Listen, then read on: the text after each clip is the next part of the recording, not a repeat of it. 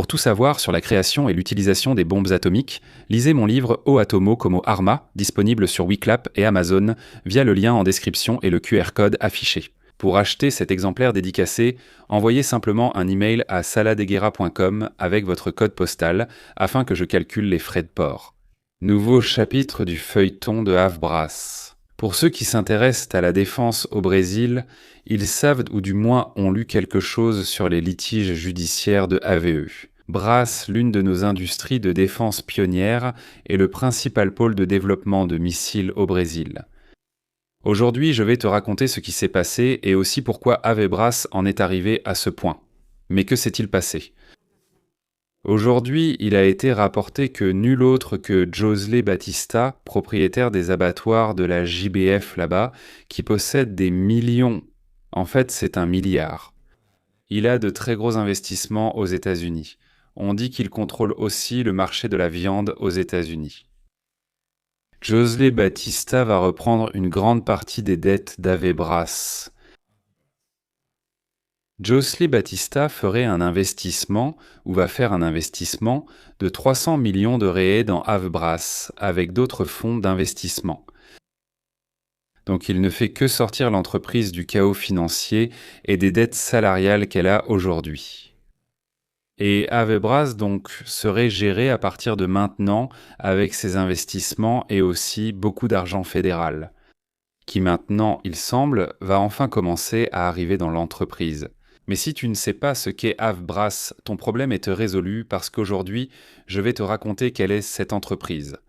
Havebras, aviation brésilienne, ou avion brésilien, a été créée en 1900. Elle a été l'une des premières initiatives privées concrétisées par d'anciens élèves de l'ITA, l'Institut technologique de l'aéronautique. 3 élèves, dont l'ingénieur João Verde, le plus grand nom de l'Havebras à ce jour, João Verde. En avril 1961, ils ont fondé Havbras dans le but de concevoir et de construire un petit avion d'entraînement, un avion léger de liaison pour la force aérienne brésilienne, appelé Falcao. Ce projet n'a pas abouti, mais le destin de l'entreprise a pris une direction très différente de celle prévue au départ, et cela en peu de temps. Parce que quelques mois après l'ouverture d'Havebras, nul autre que Yuri Gagarin a mis les pieds au Brésil. Il venait tout juste d'effectuer son vol spatial. D'ailleurs, c'était le même mois d'avril 61 que l'Havbras a été inauguré ici au Brésil. Gagarin a donc fait une tournée mondiale et il est venu ici. Il est allé à Brasilia et là-bas, il a été décoré de l'ordre de la Croix du Sud par le président de l'époque, Jânio Quadros. Qu'est-ce que Jânio Quadros a fait ? Moins de 24 heures après avoir remis cette médaille à Gagarin, Jânio Quadros a signé le décret exécutif qui a donné naissance au programme spatial brésilien. Il se trouve qu'en 1961, le Brésil n'avait pas grand-chose dans sa structure pour pouvoir réellement répondre à ce nouveau cadre, créé du programme spatial brésilien. Par conséquent, le gouvernement Quadros a fait appel à un brillant Brésilien. Peut-être le plus brillant des Brésiliens du XXe siècle, qui est encore parmi nous à près de 102 ans. Le professeur Dr Fernando de Mendonça, qui à cette époque était encore officier de l'armée de l'air brésilienne et venait tout juste de terminer son doctorat à l'université de Stanford, où il s'est lié d'amitié avec de nombreux professionnels nord-américains, qui allaient en constituer la NASA, l'Administration nationale de l'aéronautique et de l'espace, l'agence spatiale américaine. Par conséquent, Fernando de Mendonça avait de très bonnes relations à la NASA. Et il a été capable d'apporter au Brésil un gros paquet d'avantages, qui comprenaient en plusieurs projets des plans de fusées de différentes catégories. C'est aussi Fernando de Mendonça qui a été à l'origine de l'ouverture de la création de la base de lancement de fusées de Barreira do Inferno à Natal, au Rio Grande do Norte. Et Fernando de Mendonça a réussi tout cela justement en transformant Natal en un poste d'écoute. Des antennes de suivi ont été installées à Natal pour suivre le vol. Des fusées qui étaient lancées depuis la Floride, en particulier les fusées du programme Apollo, qui se poursuivraient dans les années suivantes. Alors, Fernando de Mendonça, avec tout ce matériel en main, a eu une réunion avec ce jeune ingénieur, João Verde, et lui a donc remis les plans d'une fusée appelée Arcas. C'était une petite fusée de sondage météorologique. Et donc, avec l'orientation donnée à João Verde de nationaliser cette fusée, ce projet lui a été confié. Et João Verde, président de l'Avebra, a transformé cela en Sonda 1 en 1965. La première fusée de la famille Sonde a été fabriquée par Avebra, l'entreprise pionnière au Brésil dans la fabrication de tubes sans soudure, essentiels pour la construction d'une fusée. Donc, l'innovation technologique qui a été diffusée dans le parc industriel, le Brésilien a commencé là. Une partie de cette innovation a commencé chez Avebras. Et dans les décennies suivantes aussi, cet investissement dans la science spatiale a aussi donné lieu à de nombreuses innovations technologiques pour notre parc industriel ici.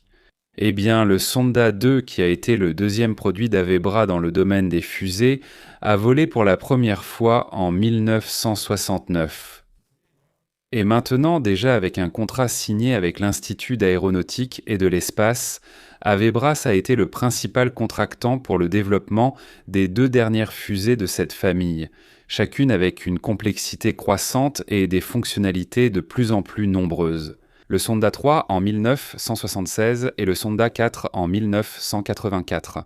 C'est une fusée qui d'ailleurs a réussi à lancer un ensemble de surveillance dans l'espace. La seule fusée brésilienne à avoir réellement accompli cela. Et en même temps qu'Avebras développait ses fusées, elle a maîtrisé le cycle de fabrication du carburant solide. Par conséquent, cela fait du Brésil l'une des rares nations au monde à avoir une maîtrise complète de la fabrication du carburant solide. D'ailleurs, le Brésil est un grand producteur de perchlorate de sodium, qui est l'un des composants fondamentaux pour la fabrication de ce carburant. Un composant que l'Iran, par exemple, ne fabrique pas. Il dépend des importations, aujourd'hui majoritairement en provenance de Chine, pour la fabrication de carburant solide pour ces fusées. Alors, qu'est-ce qui va se passer ? Au début des années 80, parallèlement au développement des fusées de la série Sonda, Avebra commence également à prêter attention à ce qui se passe à l'étranger. Alors, elle va se rendre compte qu'il existe une grande opportunité si elle suit les traces d'une autre entreprise brésilienne à succès de l'époque qui était Engesa. Engesa a été créée et a beaucoup grandi en répondant à des demandes urgentes de pays en guerre, dans le cas d'Engesa, la Labies. Et au début des années 80, la grande guerre qui venait d'éclater était la guerre Iran-Irak, là-bas au Moyen-Orient, dans le Golfe Persique. L'Iran était assis sur une montagne d'argent grâce à la production de pétrole, et Saddam Hussein voulait acheter des armes à court terme et dans l'urgence. Il achetait tout ce qu'on lui proposait, donc Avebras. Elle a recruté des ingénieurs diplômés de l'IME, qui travaillaient déjà sur des projets de lance-roquettes multiples, basés et inspirés des Katyushas. Et des Nebelwerfer de la Seconde Guerre mondiale, ils ont apporté ce savoir-faire à Avebras et, en 1982 ainsi, la batterie de roquettes Astros a été créée. Pour ceux qui ne le savent pas, Astros est un acronyme qui signifie Artillery Saturation Rocket System. Donc c'est un système de saturation d'artillerie par roquette, d'accord ? Et l'Astros qui est entré en service au milieu des années 80 a été vendu en grande quantité, à l'Irak. Et aussi pour l'Angola, l'Arabie Saoudite, Bahreïn, l'armée brésilienne elle-même, pour le Qatar, pour la Libye, la Malaisie et aussi l'Indonésie dans les décennies suivantes. Mais tout comme la fin de la guerre froide, au tout début des années 90 avec la dissolution de l'Union soviétique, a tué Engesa, la fin de la guerre froide a aussi failli tuer Avebras. En fait, les contrats de vente de l'Astros à l'étranger sont ce qui a permis à Vibrasa de rester ouverte, même en grande difficulté. Pourquoi ? Parce que l'investissement public dans la science et la technologie de défense s'est effondré dans les années 90. Tous les graphiques que vous regarderez le montreront. C'est clair que ça a sombré dans les années 90. Le gouvernement de Fernando Henrique Cardoso, le gouvernement de Lula, le gouvernement de Dilma, tous les gouvernements suivants n'ont plus investi dans ce domaine. Donc le système brésilien de l'industrie de la défense s'est vraiment retrouvé à mendier, parce que l'investissement de l'État s'est tari. Sans investissement public, il n'y a pas de continuité dans la recherche pour des projets à long terme. Et vous conviendrez avec moi que les fusées, les missiles, les véhicules, les aéronefs sont des projets à long terme. Donc, sans la continuité de ces investissements, il devient impossible pour le chercheur de poursuivre ses recherches et, par conséquent, beaucoup de ces chercheurs peuvent choisir des opportunités plus stables, ou à l'étranger. Et cela caractérise la fuite des cerveaux que le Brésil a subie au cours de ces dernières décennies.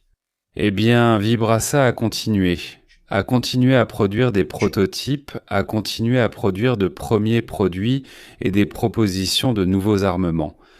Pendant toute cette période, mais elle a aussi été pénalisée, ou plutôt très limitée, enchaînée, disons-le ainsi, par la signature du traité international de restriction de la technologie des missiles, que Fernando Henrique a signé en 1995. Et selon ce traité, le Brésil peut produire des missiles ayant une capacité de charge supérieure à 500 kg, ainsi qu'une portée de plus de 300 km, et c'est précisément cette configuration que le projet AVTM 300 de Vibraça entend mettre en service. Ce projet, jusqu'à présent, n'a pas été adopté par le gouvernement brésilien. Il a été mené uniquement grâce à l'investissement de l'entreprise elle-même et de quelques autres sociétés. Mais il y a aussi le Mansu, qui est le missile anti-navire en partenariat avec la marine, ainsi que l'Adarter, qui est un missile air-air. À guidage thermique, n'est-ce pas, pour la recherche de cibles par la chaleur, qui n'a pas non plus dépassé le stade de prototype. L'entreprise, donc, se trouvait à ce stade-là, quand en 2022, la pandémie l'a frappée de plein fouet, et, avec la nécessité de garder tout le monde à la maison tout en continuant à les payer, elle a fini par entrer en redressement judiciaire. Et aujourd'hui, elle a une dette d'environ 570 millions de réais. Eh bien, en 2024 donc, l'entreprise a failli être vendue à une entreprise australienne appelée Defantax, une société du secteur de la défense australienne. Ce contrat n'a pas été finalisé, le gouvernement australien a décidé de ne pas soutenir l'offre de Defantax. Et puis, une autre entreprise chinoise appelée Norinco a également essayé d'acheter. Mais encore une fois, l'achat n'a pas été réalisé. Et maintenant, avec cette réalité de 2026 que nous vivons, cette réalité actuelle, une instabilité internationale ici dans les Amériques, étonnamment aussi, et avec ce qui semble être la chute d'un modèle géopolitique traditionnel que nous connaissions, que nous expérimentions depuis des décennies, alors les incertitudes ont recommencé à planer à l'horizon du Brésil. Et maintenant, il semble que, finalement, les autorités se sont réveillées et ont décidé que Avebras ne doit pas être enterrée, qu'elle doit être restaurée. Et que oui, c'est bien d'Avebras que cela doit venir. La nouvelle génération, jusqu'à présent présentée comme la nouvelle génération de missiles brésiliens. Bon, c'est ça. Si vous ne connaissiez pas toute cette histoire, dites-nous dans les commentaires si vous avez appris quelque chose maintenant et si vous connaissiez déjà ce que vous pouvez ajouter à ce sujet dans notre vidéo d'aujourd'hui. Dites-le nous dans les commentaires. Si vous avez aimé cette vidéo, partagez-la avec vos amis, mais mettez-nous aussi un pouce bleu. N'oubliez pas de vous abonner à Sala de Guerra pour ne rien manquer. Je m'arrête ici, je vous remercie encore pour votre fidélité et je vous envoie un grand salut de Sala de Guerra.